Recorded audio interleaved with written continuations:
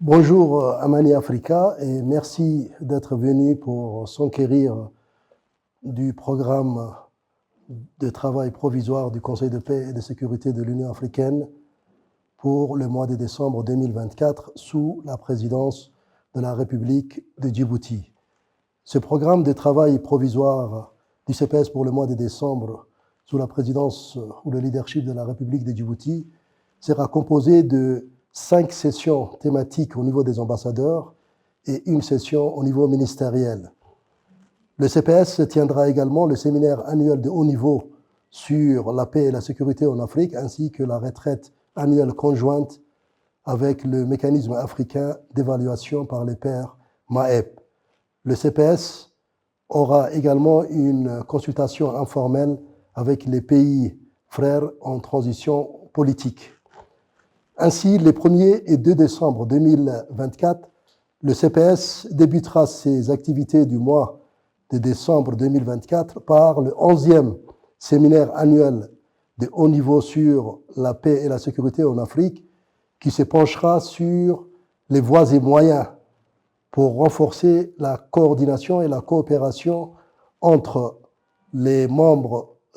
du Conseil de paix et de sécurité de l'Union africaine et les membres africains du Conseil de sécurité des Nations Unies,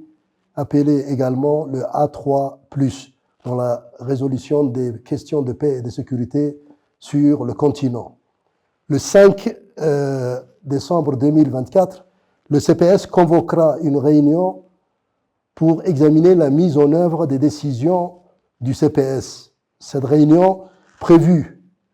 dans le programme indicatif annuel, se tient 2 fois par an et vise à examiner l'état de la mise en œuvre des dites décisions du Conseil. Le 9 décembre 2024, le comité des experts du CPS se réunira pour examiner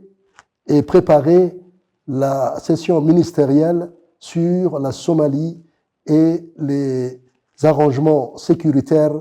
post-ATMIS. Il est également prévu qu'ils examineront le programme indicatif annuel du CPS pour l'année 2025. Le 10 décembre 2024, le CPS tiendra une session avec 2 points inscrits à l'ordre du jour. Le premier point concerne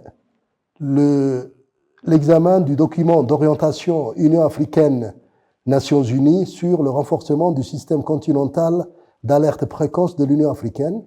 et il examinera un document qui sera préparé par le département Affaires politiques, paix et sécurité. Le deuxième point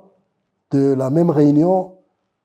portera sur l'examen de l'évaluation de la vulnérabilité structurelle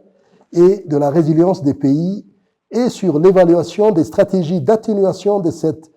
vulnérabilité structurelle des pays.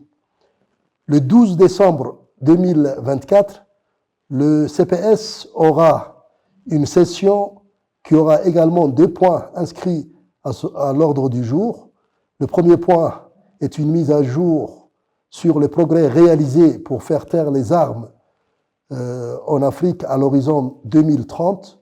Cette session sera convoquée dans le cadre de la décision de l'Union africaine d'examiner régulièrement ce projet phare de notre organisation continentale, mais donnera également au CPS l'occasion d'échanger sur l'état de la paix et de la sécurité sur le continent, mais également de voir l'écart entre l'ambition de ce projet phare de notre organisation continentale et la réalité sur le terrain. Le deuxième point à l'ordre du jour de cette réunion du 12 décembre 2024 portera sur l'examen et l'adoption du projet de programme de travail du CPS pour le mois de janvier 2025. Les 16 et 17 décembre 2024, le CPS se déplacera à Johannesburg, en Afrique du Sud, pour la tenue de la 4e retraite annuelle conjointe avec le mécanisme africain d'évaluation par les pairs, appelé également MAEP. Le 19 décembre 2024, le CPS de l'Union africaine tiendra sa session ministérielle sur la situation en Somalie et les arrangements de sécurité post-ATMIS. Cette session est convoquée dans un contexte où la fin de la mission de l'ATMIS prendra fin le 31 décembre 2024, mais également pour échanger et voir l'état d'avancement des préparatifs et de la conception de la mission qui lui succédera, c'est-à-dire la mission de stabilisation et de soutien de l'Union africaine en Somalie, au SOM. Enfin, le Conseil de paix et de sécurité de l'Union africaine tiendra sa dernière activité du mois de décembre 2024, le 20 décembre 2024, et portera sur une consultation informelle avec les pays frères en transition politique. Depuis avril, comme vous le savez, depuis avril 2023, le Conseil de paix et de sécurité de l'Union africaine a adopté le format de la consultation informelle avec les pays suspendus de notre organisation continentale, l'Union africaine, afin de faciliter l'engagement direct avec les représentants de ces pays-là sur leur processus de transition politique. Merci.